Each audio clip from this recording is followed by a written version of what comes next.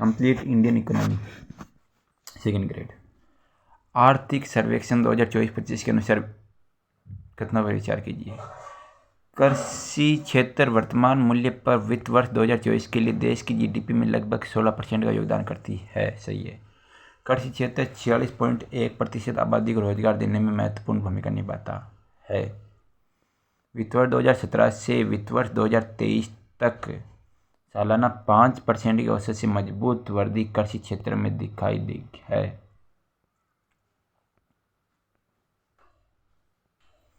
सकल घरेलू उत्पाद में कृषि की भूमिका 16%। रोजगार कार्यशील जनसंख्या का 46.1% कृषि में। वार्षिक वृद्धि दर कृषि में 5% औसतन।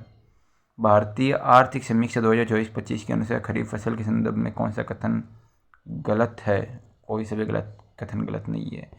2024 में खरीफ उत्पादन 1647.05 लाख मीट्रिक टन होने का अनुमान है, जो पिछले वर्ष की तुलना में 89.37 LMT की वृद्धि दर्शाता है। औसत खरीफ खाद्यान्न उत्पादन से 124.59 LMT अधिक है, जो खाद्य सुरक्षा के लिए अच्छा संकेत है। भारतीय आर्थिक समीक्षा 2024-25 के अनुसार कथनों पर विचार कीजिए। पिछले एक दशक में कृषि आय में सालाना 5.23% की वृद्धि देखी गई है। भारत का विश्व के कुल अनाज उत्पादन में 11.6% का योगदान है। पिछले एक दशक में गैर कृषि आय में 6.24% तथा समग्र अर्थव्यवस्था में 5.80% वृद्धि देखी गई है। गैर कृषि में 6.4 और समस्त अर्थव्यवस्था में 5.80 ये वृद्धि देखी। वैश्विक अनाज उत्पादन के रूप में भारत विश्व के कुल उत्पादन में 11.6% योगदान करता है। भारतीय आर्थिक समीक्षा 2024-25 के अनुसार वित्त वर्ष 2015 से वित्त वर्ष 2023 के दौरान वर्तमान मूल्य पर कृषि एवं समान वस्तु क्षेत्र में सर्वाधिक उच्चतम चक्रवृद्धि वार्षिक दर वाला क्षेत्र है मत्स्य पालन। वित्त वर्ष 2015 से वित्त वर्ष 2023 तक के दौरान वर्तमान मूल्य पर मत्स्य पालन क्षेत्र ने 13.67% की उच्चतम चक्रवृद्धि वृद्धि दर CAGR प्रदर्शित की, जिसके बाद मधुसूदन 12.99% की CAGR के साथ दूसरे स्थान पर है। भारतीय आर्थिक समीक्षा 2024-25 के संदर्भ में वर्ष 2011-12 से वर्ष 2020-21 के मध्य वानिकी और लॉगिंग को छोड़कर कृषि और संबंध क्षेत्र में अग्रणी राज्य में क्रमवार व्यवस्थित कीजिए।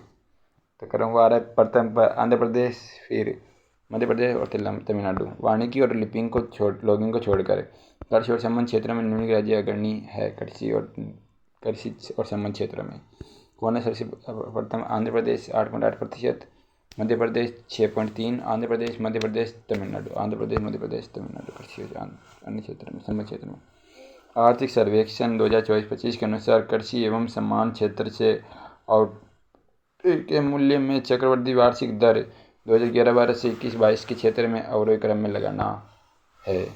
तो अवरोही क्रम में लगाना है तो सबसे अवरोही क्रम यानी सबसे ज़्यादा तो मत्स्य पालन, उसके बाद में मसाले और सुगंधित फसल, सबसे ज़्यादा मत्स्य पालन, उसके बाद में मांस और अंडे, मांस अंडे है नहीं, मांस अंडे के बाद में मसाले और सुगंधित फसल, उसके बाद में दूध और पशुधन, दूध और पशुधन के बाद में दालें, दालें के बाद में फल और सब्जियाँ, फल और सब्जी के बाद में अनाज, फिर लास्ट में तिलहन। तो कौन कौन हो गया? मत्स्य पालन में मसाले व सुगंधित फसल, इसके बाद में सुगंधित फसल के बाद में दालें, दूध और पशुधन, दूध और पशुधन में दालें, और दालें के बाद में अनाज, अनाज के बाद में तिलहन।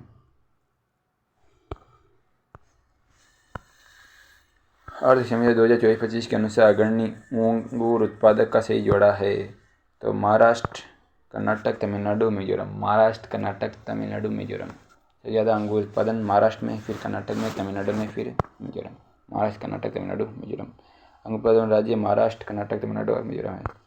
आर्थिक सर्वेक्षण 2024-25 के अनुसार भारत का पुष्प कृषि उद्योग एक उच्च प्रदर्शन वाले क्षेत्र के रूप में विकसित हुआ है, जिसने 100% निर्यात नीति के साथ उभरते उद्योग के रूप में अपनी उपस्थिति दर्ज की है। पुष्प कृषि उद्योग ने 100% निर्यात। इनमें से कौन से बजट में सरकार ने घोषणा की कि भारत में कृषकों को उनकी उत्पादन लागत से कम 1.5 गुना न्यूनतम समर्थन मूल्य दिया जाएगा? संघीय बजट 2018-19 में 2018-19 में सरकार ने उन फसलों की उत्पादन लागत का कम से कम 1.5 गुना MSP निर्धारण व्यवस्था का निर्णय लिया है। हाल ही में खबरों में रहा यूरिया गोल्ड है। सल्फर लेपित यूरिया की नई किस्म है तरल नैनो यूरिया। रमेश एलिया RJ जॉर्ज USA के पेटेंट। उन्होंने कितना विचार करना है? बुआई वाले जो निवल क्षेत्रफल के लगभग 55% हिस्से को ही सिंचाई की व्यवस्था मिल पा रही है। कृषि पर का 45% हिस्सा वर्षा आधारित प्रणाली पर निर्भर करता है। सही है। और राष्ट्रीय अनुमान के अनुसार सिक्कों की संभावना है भारत में 35% है। सही है। आज समय 2024-25 के अनुसार नेगी और रामास्वामी 2024 में खरीफ सीजन के दौरान कितनी प्रमुख फसलों के लिए जिला स्तर पर पूरे भारत में फसल की पैदावार और वर्षा के बीच संरक्षण का परीक्षण किया है? 9। नेगू रामास्वामी 2024 ने खरीफ सीजन के 9 प्रमुख फसलों के जिला स्तर पर पूरे भारत में फसलों की पैदावार और वर्षा के बीच का परीक्षण किया है।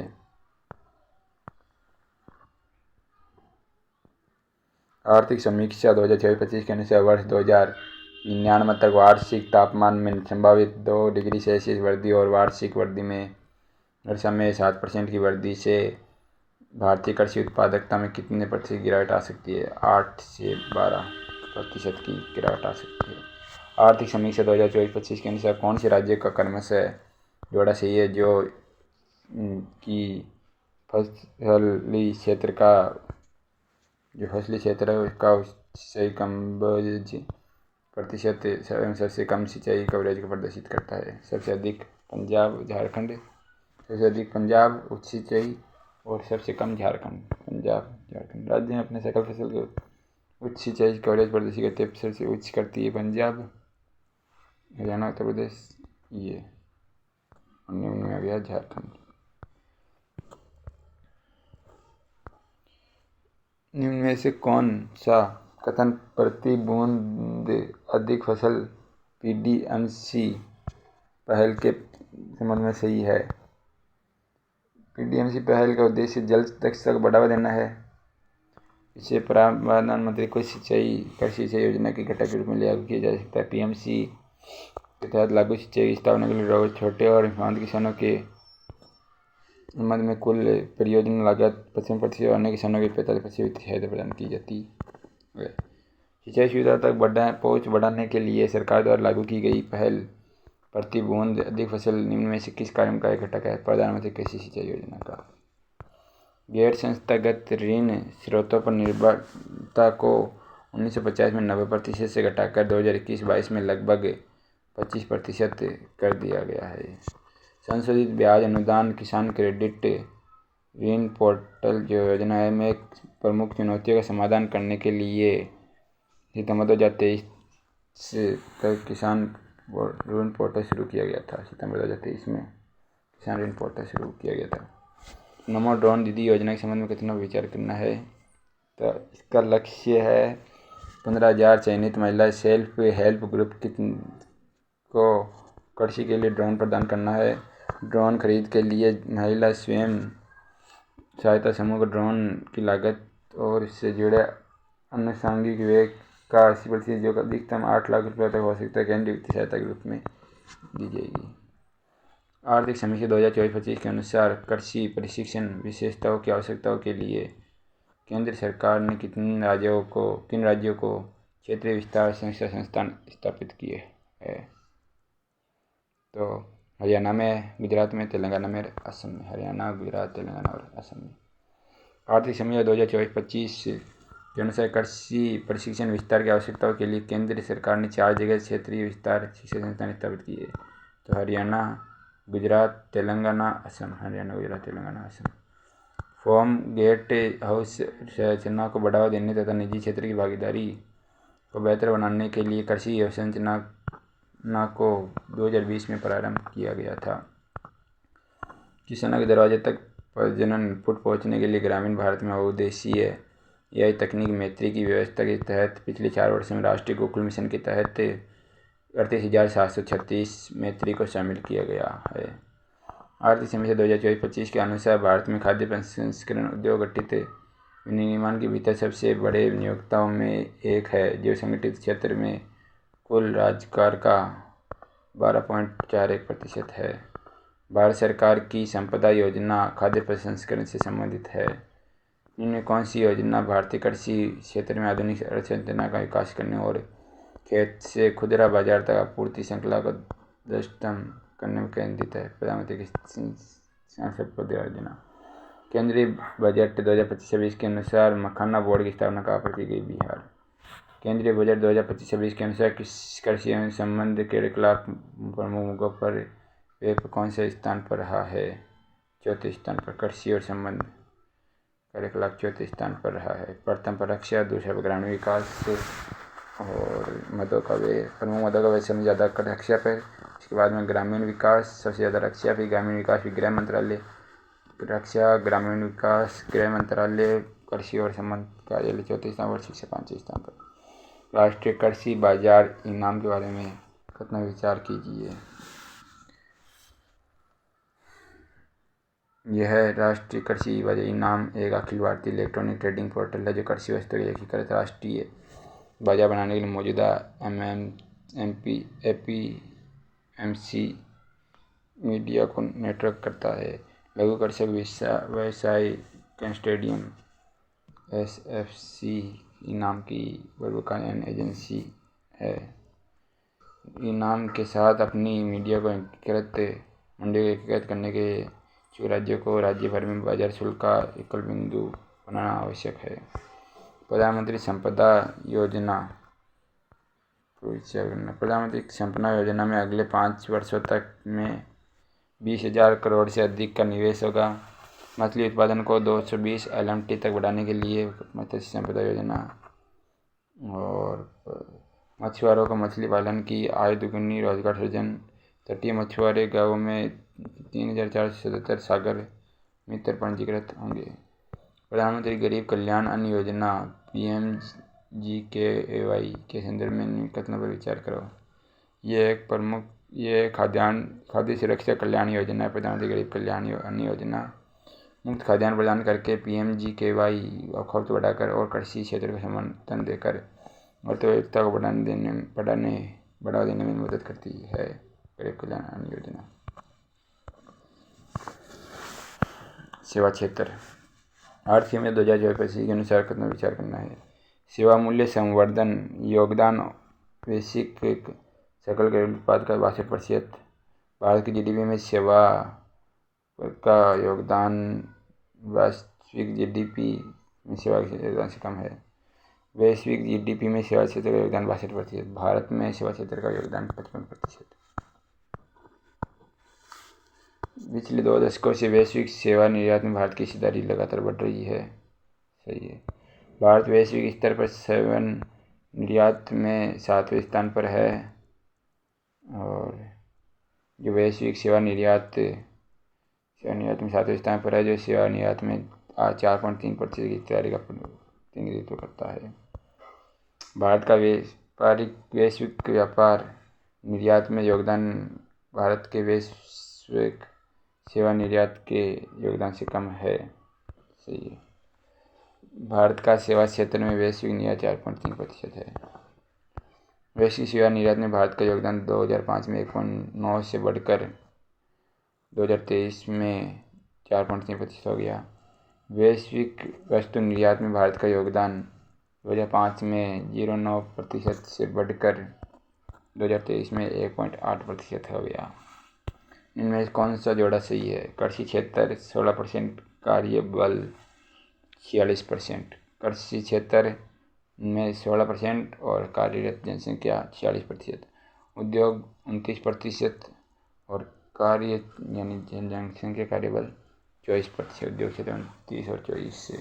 कृषि क्षेत्र 16, 46। कृषि 16, 46 उद्योग 29-24, सेवा क्षेत्र 55-30, सेवा क्षेत्र 55-30, कृषि क्षेत्र में 16-46, उद्योग क्षेत्र 29 और 24 और सेवा क्षेत्र में 55 और 30। भारत का सेवा क्षेत्र अर्थव्यवस्था में सकल मूल्य वर्धन में सर्वाधिक योगदान देता है। भारत कृषि अर्थव्यवस्था में सर्वाधिक 46% कार्य बल को रोजगार प्रदान करता है। कृषि 16-46, उद्योग 29-24, सेवा क्षेत्र 55-30। बिजनेस रिफॉर्म एक्शन प्लान किसकी पहल है? DPIIT की पहल है कृषि business reform action plan DPIIT की। प्रथम विचार कि भारत को विश्व पर्यटन प्राप्ति का 1.8% प्राप्त हुआ और वर्ष 2023 के दौरान विश्व पर्यटन प्राप्ति में दुनिया भर में 14 स्थान पर पहुंच गया। वित्त वर्ष 2023 के अनुसार परिवहन सेवाओं के कुल GVA में सड़क परिवहन का हिस्सा 78% था। अर्थ समीक्षा 2024-25 के अनुसार भारत ने वर्ष 2047 तक भारतीय जहाज निर्माण और जहाज मरम्मत को वैश्विक स्तर पर शीर्ष 5वें स्थान दिलाने के उद्देश्य से maritime India vision 2030 maritime Amritkaal vision 2047 पर आरंभ किया है। अर्थ सर्वेक्षण 2024-25 के अनुसार सर्वाधिक परिचालन जलमार्ग की लंबाई किस राज्य में है? जलमार्ग की नौगम्य की लंबाई सर्वाधिक असम में। आर्थिक सर्वेक्षण 2024-25 के अनुसार भारत 2024 में वैश्विक रियल एस्टेट पारदर्शी सूचकांक में कौन से स्थान पर रहा? 31वें स्थान पर रहा है। वैश्विक पारदर्शिता सूचकांक में 31वें स्थान पर रहा। आर्थिक सर्वेक्षण 2024-25 के अनुसार 2024 में तक भारत में स्थापित वैश्विक क्षमता केंद्र GCC की संख्या थी 1700 से अधिक। आर्थिक समीक्षा 2024-25 के अनुसार वित्त वर्ष 2023 में वित्त वर्ष 2024-25 में सेवाओं की औसत वृद्धि दर रही है 8.3%। Open network for digital commerce किस विभाग की पहल है? Open network for digital commerce DPIIT की। आर्थिक सर्वेक्षण 2024-25 के अनुसार सेवा क्षेत्र के प्रदर्शन में शीर्ष राज्यों का सही जोड़ा है महाराष्ट्र, कर्नाटक, तमिलनाडु। सेवा क्षेत्र में शीर्ष राज्य महाराष्ट्र, कर्नाटक, तमिलनाडु। आर्थिक सर्वेक्षण 2025 के अनुसार कुल GSVA में सेवाओं की हिस्सेदारी और प्रति व्यक्ति सेवा GSVA के बीच में 4 अलग-अलग परिदृश्य प्रकट होते हैं। उपरोक्त श्रेणी के किस में उच्च स्तर की आय उत्पन्न करने के लिए पर्याप्त वाणिज्यिक सेवा गतिविधियों को उच्च निर्भरता का प्रतिनिधित्व करती है? तो उच्च सेवा गहनता, कम प्रति व्यक्ति सेवा GSVA।